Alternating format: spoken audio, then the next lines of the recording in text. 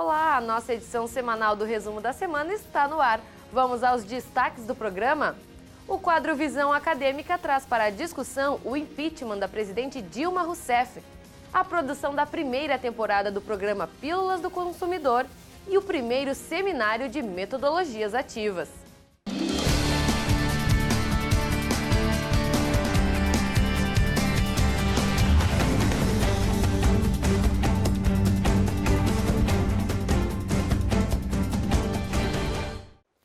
Na semana passada, o plenário do Senado aprovou o impeachment da presidente Dilma Rousseff. Uma situação política nada agradável para o Brasil, que pela segunda vez assiste à queda de um presidente dada pelo mesmo processo. O repórter João Bólico foi conversar com os universitários sobre este assunto para o quadro Visão Acadêmica.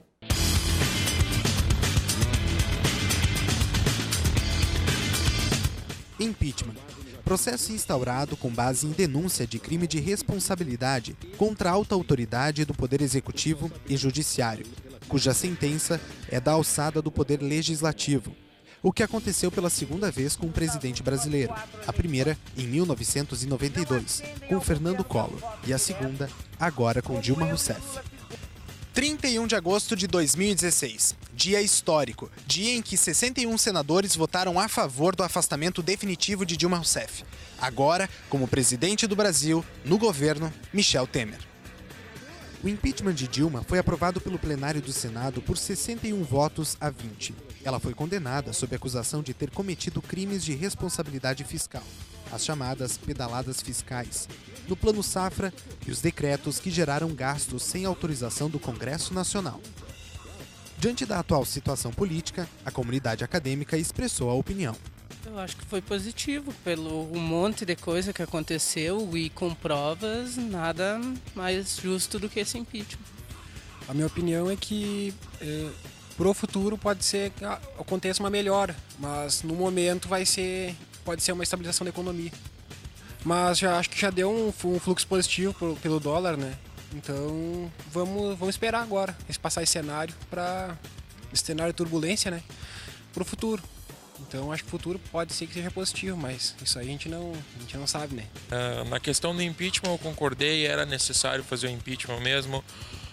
Estava na hora de haver mudanças, agora nós vamos apostar no atual presidente Michel Temer. Então a minha relação ao impeachment é bem clara de que, na verdade, esse julgamento foi político, que é uma coisa que ele não deveria ser. Um processo de impeachment não deveria ser político, como foi alegado pelos jornais, como sendo algo possível.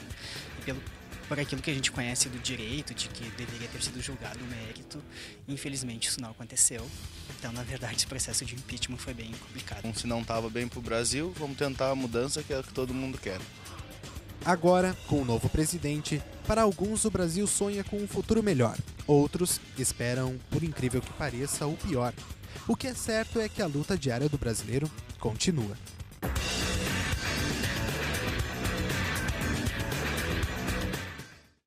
O estresse já é um companheiro diário de muita gente, independente da profissão. A evolução dessa doença é a síndrome de Burnout, um estado de tensão emocional crônico provocado por condições de trabalho que se tornam cada vez mais desgastantes. Trânsito, pressa, metas a cumprir. O ritmo acelerado imposto pela vida moderna abala diretamente a saúde. O estresse é um mal cotidiano.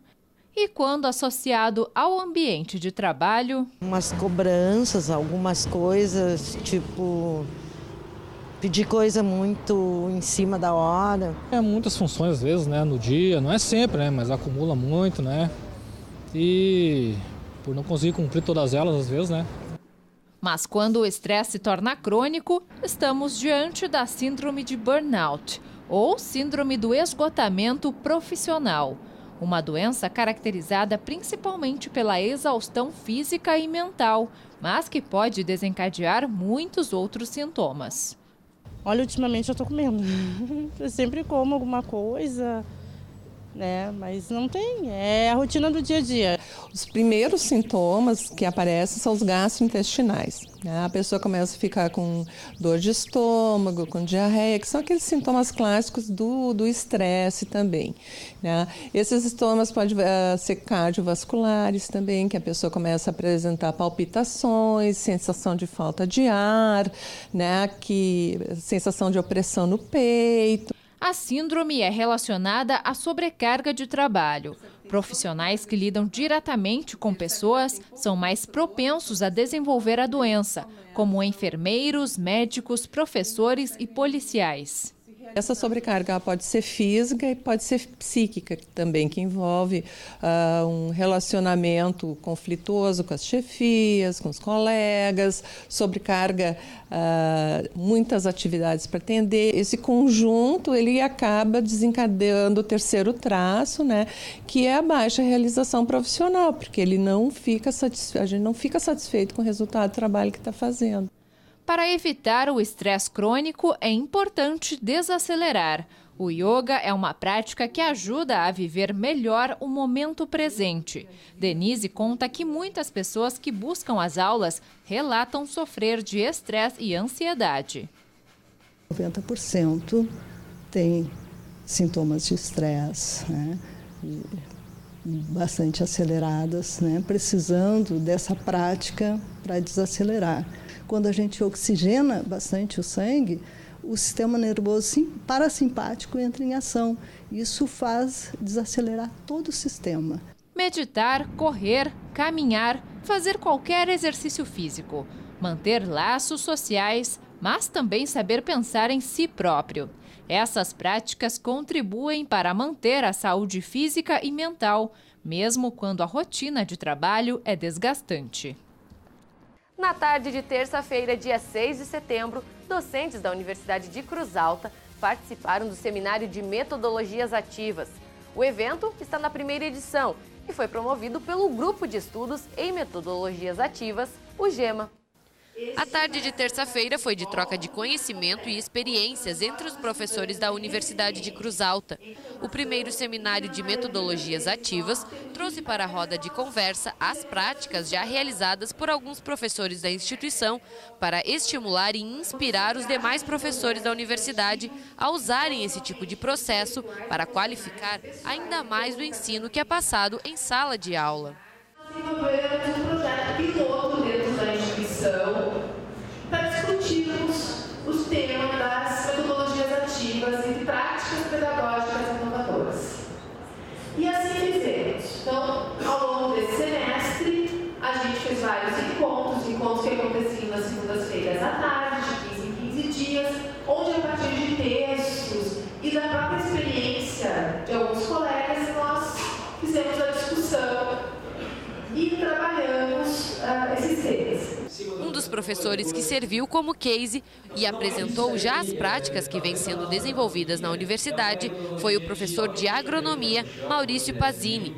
Ele mostrou o exemplo da área experimental, de como um local que estava parado, sem uma finalidade, pôde ser transformado pelos acadêmicos através de muito trabalho e dedicação.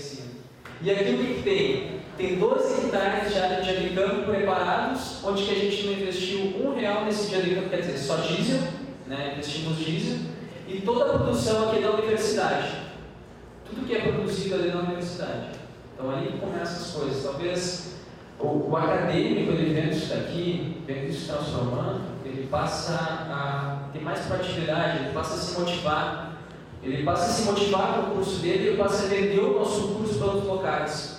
E isso, não só isso, mas também estratégia de gestão do curso de agronomia. Hoje a gente tem um curso despontando, com perspectiva para 2 anos ser o maior do estado.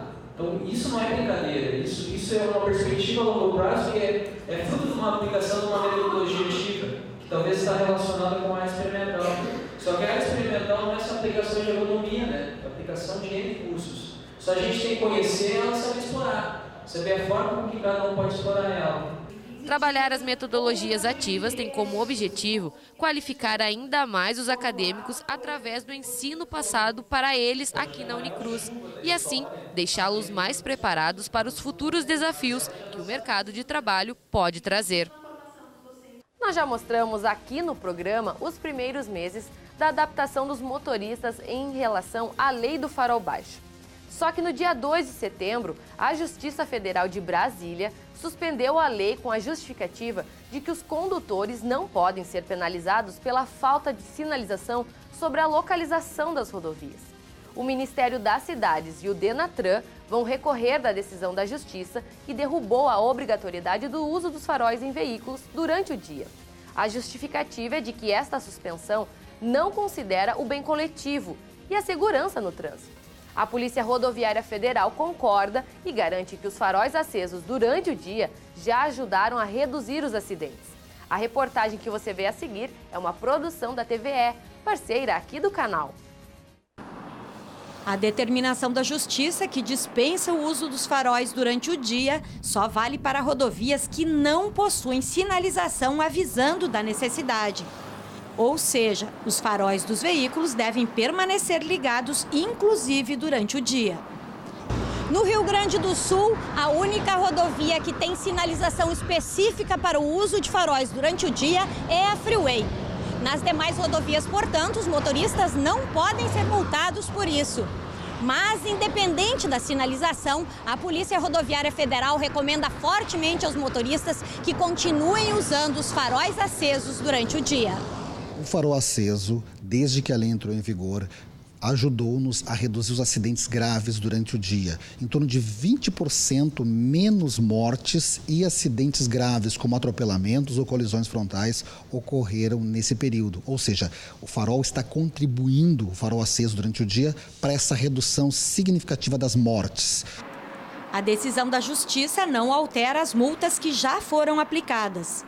O descumprimento da lei nas rodovias sinalizadas é considerado infração média, com 4 pontos na carteira e multa de R$ 85,13. Em novembro, a multa deve subir para R$ 130,16. O DENIT está providenciando a sinalização das rodovias sobre o uso de faróis durante o dia. A conclusão da tarefa não tem data marcada. E o nosso assunto agora são os direitos do consumidor. Você sabe o que engloba esses direitos? Sim, não? Pois é, muitas pessoas têm dúvida no que diz respeito a este assunto. Por isso, a Unicruz TV e o Balcão do Consumidor estão trabalhando juntos em um projeto chamado Pílulas do Consumidor, um programa de TV que vai ao ar no começo de outubro. O programa, que começou a ser gravado na semana passada, terá 6 episódios, abordando temas que esclarecem o que são os direitos do consumidor. Dúvidas sobre telefonia, planos de saúde, compras feitas pela internet, entre outros assuntos. Tudo isso com a intenção de ajudar as pessoas a ficarem mais familiarizadas com os direitos do consumidor. A apresentação do programa é da acadêmica do curso de jornalismo, Bruna Binotto. A agência Start Unicruz promove no dia 29 de setembro o primeiro encontro regional de recursos humanos. O evento tem a finalidade de estimular reflexões sobre a contribuição do profissional de recursos humanos nas empresas. A atividade contará com 2 palestrantes, a consultora de empresas e Master Coach Silvia de Vargas e a analista de desenvolvimento humano da Unimed Porto Alegre, Gisele Oliveira. As inscrições podem ser feitas gratuitamente pelo portal de inscrições da Unicruz. A universidade, juntamente com a Unimed, Planalto Central, né, que é a nossa Unimed aqui da região, com o apoio da Unimed, nós pensamos em poder trazer estas pessoas, né, que estão no seu dia a dia, trabalhando com o RH, então, que fazem todo o processo de seleção, recrutamento, desenvolvimento, enfim, possam vir e fazer a discussão. Nesse dia, que vai ser dia 29 de setembro, a partir das 14 horas, aqui no campus da universidade, nós estaremos trazendo algumas pessoas renomadas para discutir o assunto. Então, pensamos que para conseguirmos, né, fazer esse evento de forma mais abrangente, nós estamos realizando um evento que tem as inscrições gratuitas, né, porém vagas limitadas. Então, é importante que todos aqueles que tenham interesse em participar façam as suas inscrições, que já estão abertas no portal da instituição. Essa edição do Resumo da Semana chegou ao fim. Se você perdeu alguma informação deste ou de outros programas que fazem parte da Unicruz TV, você pode rever no nosso canal do YouTube. Um bom final de semana para todo mundo e até a próxima!